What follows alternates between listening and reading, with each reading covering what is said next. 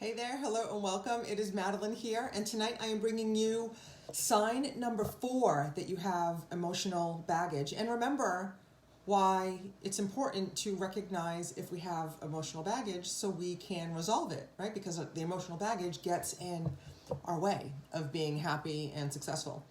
So sign number 4 is your communication is off, okay? And I thought it would be great that we do this on a Sunday night or whenever you're watching this, but particularly as we start a new work week, okay? Communication is key to have, hey Joanna, good to see you.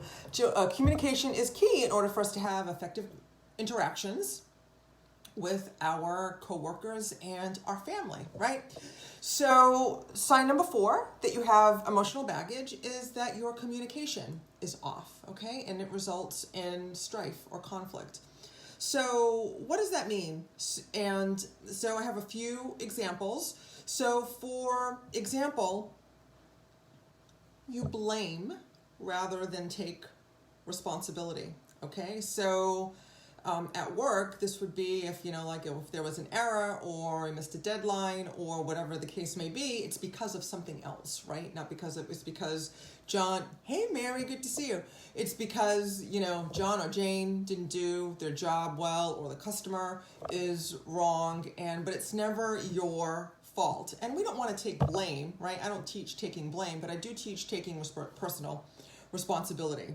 So my clients will know, being at cause. So if you blame rather than take responsibility is outside of yourself. That's one way that communication can be off. Another way that communication can be off, and I've been guilty of all of these, okay? So no judgment. The purpose of these conversations is to expand our awareness so we can correct it, right? And we can improve it and make progress towards what we want. So another way that your communication can be off is that in conflict or in an argument, you stonewall, right? You shut down, you don't listen, you're not open to any other perspective, opinion, or any solutions that are outside of what you think should be done, okay?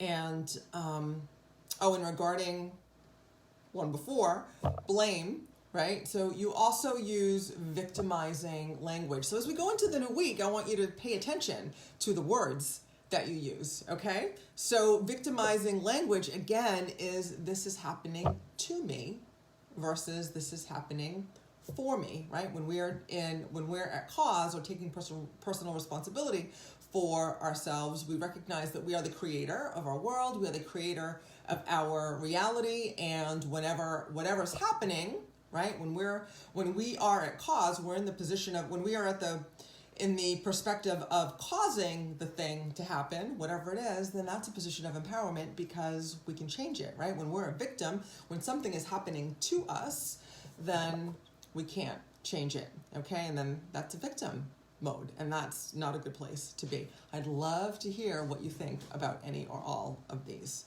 okay?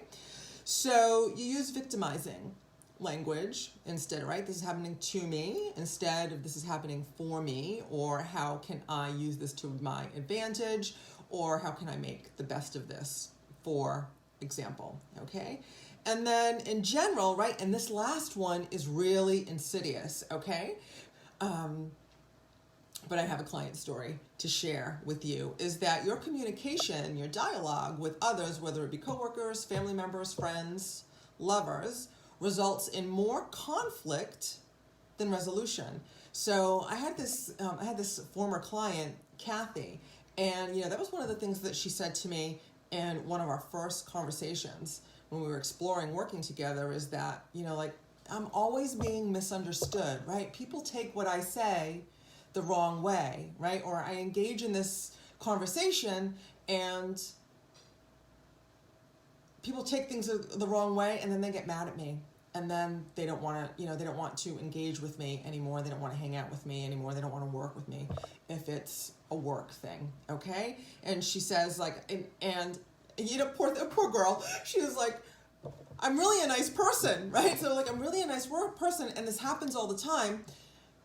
So, but I'm beginning to think that it's me, right? And there's the awareness, right? I'm beginning to think that it's me.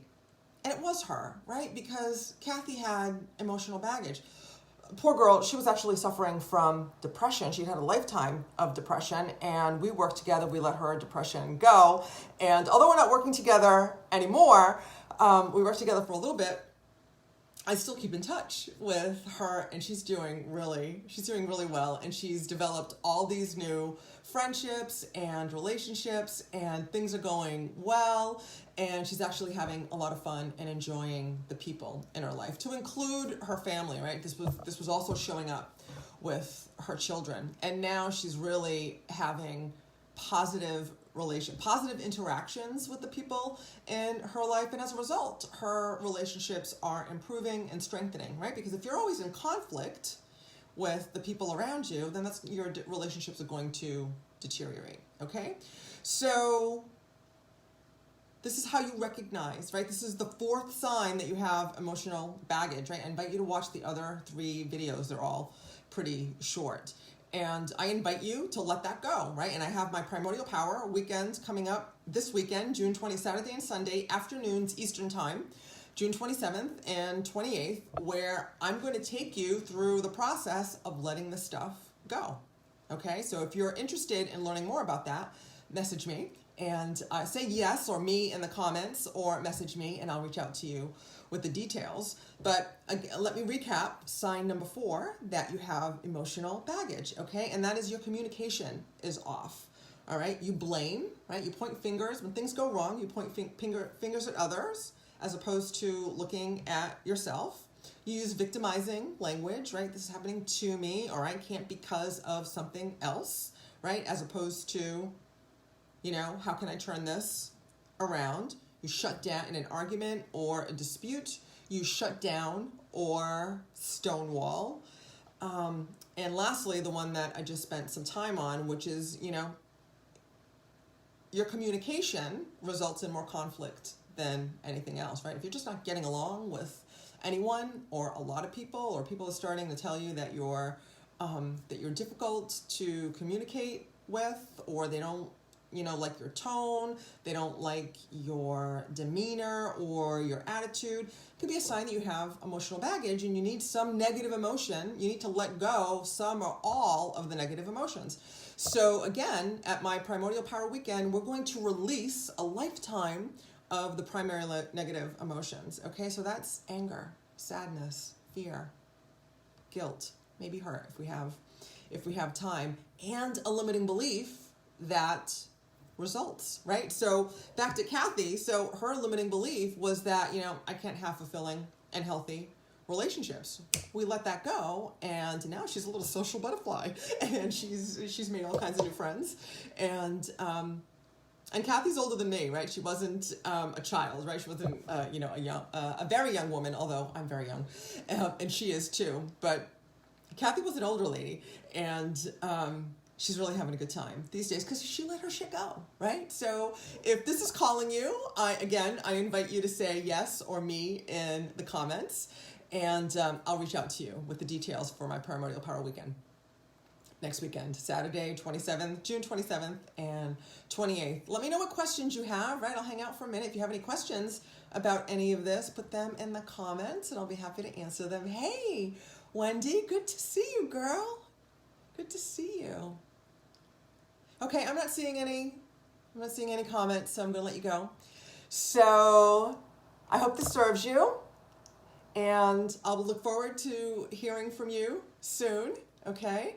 And until then, I'll see you in the next video. Look forward to seeing you in the next video. And until then, I will see you in the gap. Namaste. Be blessed. Mwah.